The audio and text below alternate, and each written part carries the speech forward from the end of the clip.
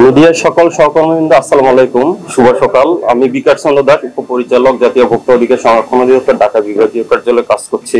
আমাদের আজকে এখানে উপস্থিত রয়েছেন আমাদের সহকারী পরিচালক ইন্দ্রাণী রায়, সহকারী পরিচালক উপস্থিত আছেন, এই মার্কেটের সাধারণ সম্পাদক জনাব হাসান সাহেব আছেন, আর সানবিজ বাই তনির যে স্বত্বাধিকারী মিসেস রোবাইয়া ফাতেমা তনি উপস্থিত রয়েছেন।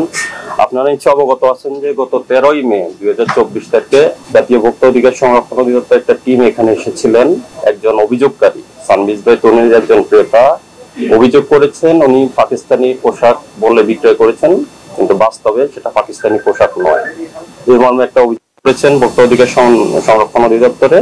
সেই প্রেক্ষিতে একটা টিম এখানে এসেছিলেন এবং বিভিন্ন এখানে বেশ কিছু অ্যানোমালিজ পেয়েছেন সেখানে, যে পাকিস্তানি পোশাকের সপক্ষে কোনো তথ্য প্রমাণ বা দালিলিক প্রমাণাদি উনি প্রদর্শন করতে পারেননি।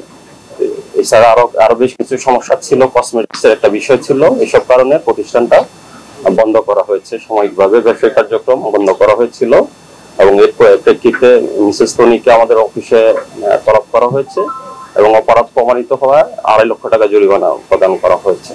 এবং সেই সাথে তনির ব্যবসা কার্যক্রম পরিচালনার জন্য ভোক্তার স্বার্থে 10টা তাকে শর্ত মেনে চলার জন্য বলা হয়েছিল, 10টা গাইডলাইন, যেগুলো পরিপালন করলে তার ভোক্তারা সুরক্ষিত থাকবে, তার ব্যবসা প্রতিষ্ঠান থেকে কোনো ভোক্তা যাতে প্রতারিত না হয়, এটাই ছিল 10টা শর্ত দেওয়ার কারণ। তো সেই প্রেক্ষিতে মহামান্য আদালত আমরা আজকে সকালে একটা ডিরেকশন পেয়েছি যে তার দোকানটা খুলে দিতে হবে। আমরা একটা সেই প্রেক্ষিতে আজকে দোকানটা খুলে দিয়েছি এবং মহামান্য আদালতের আরেকটা শর্ত ছিল তাকে পাকিস্তানি ড্রেস যাতে বিক্রি না করে সেটা পরিপালনের জন্য। তো ভোক্তা অধিকার সংরক্ষণ অধিদপ্তরের অভিযান এবং তদন্তে যেটা উদ্ঘাটিত হয়েছে, স্থানীয়ভাবে তৈরি পোশাক উনি পাকিস্তানি বলে বিক্রয় করছেন।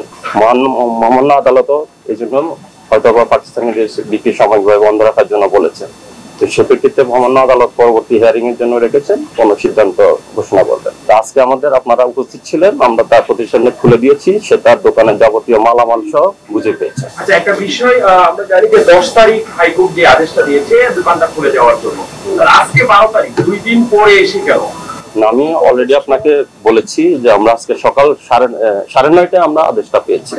হ্যাঁ, অর্ডারটা আমরা আজকে পেয়েছি, সে প্রেক্ষিতে আমরা কিন্তু দেরি করিনি, আমরা সাথে সাথে আসছি, আপনারা ছিলেন, আমরা পজিশনটি খুলে দিয়েছি। আচ্ছা, আপনি আপনার বক্তব্যে আরেকটা বিষয় তুলে ধরেছেন যে ওনাকে যখন ওনার জরিমানা করা হয়েছিল আপনাদের অধিদপ্তরে, তারপর ওনাকে 10টা শর্ত জুড়ে দেওয়া হয়েছিল, কিন্তু 10টা শর্ত জুড়ে দেওয়ার জন্য আপনার একই সাথে তার যে দোকান, সেই দোকানটিও বন্ধ রেখেছেন। তাহলে কিভাবে তিনি 10টা শর্ত? না, 10টা শর্ত আমরা দোকানটি বন্ধ রেখেছি, আমরা জরিমানার সাথে 10টা শর্ত দিয়েছি।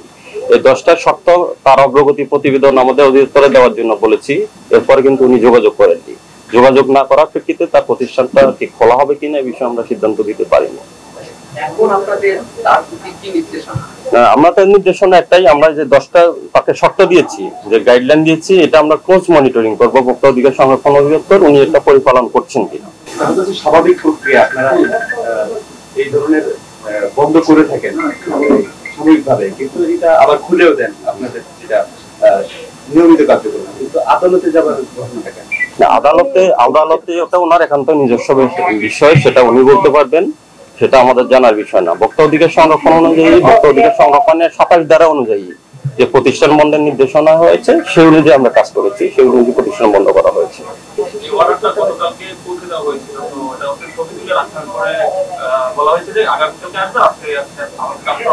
না, আপনার ছবি গতকাল আমরা পাইনি, এটা আমরা আজকে সকাল 9:30টায় পেয়েছি, সেটা আমাদের প্রমাণ রয়েছে।